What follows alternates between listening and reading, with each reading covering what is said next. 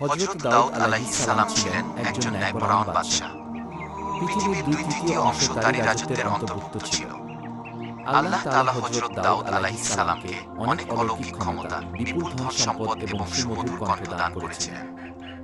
একবার হযরত দাউদ আলাইহিস সালাম সমুদ্রের তীরে বসে আল্লাহর ইবাদতে মগ্ন ছিলেন। যখন তিনি তার সুমধুর কণ্ঠ দিয়ে জাবুর কিতাব তেলাওয়াত করত, তখন সমুদ্রের মাছ এবং বনের জীবজন্তু, পাহাড় পর্বত এমনকি পাখিরাও সেই স্থানে এসে মনোমুগ্ধ হয়ে জাবুর কিতাব তেলাওয়াত শুনত। হযরত দাউদ আলাইহিস সালামের সুমধুর কণ্ঠের তেলাওয়াতের আওয়াজ 40 মাইল পর্যন্ত পৌঁছাত। সেই যুগে সমুদ্র তীরবর্তী স্থানে একদল বনী ইসরায়েলের লোক বসবাস করত। তাদের পেশা ছিল মাছ ধরা। তারা সমুদ্র থেকে প্রতিদিন মাছ ধরে জীবিকা নির্বাহ করত। একদিন হযরত দাউদ আলাইহিস সালাম তার ইবাদতখানায় বসেছিলেন। তখন আল্লাহ রব্বুল আলামিন এক গায়েবী আওয়াজের মাধ্যমে তাকে জানিয়ে দিলেন,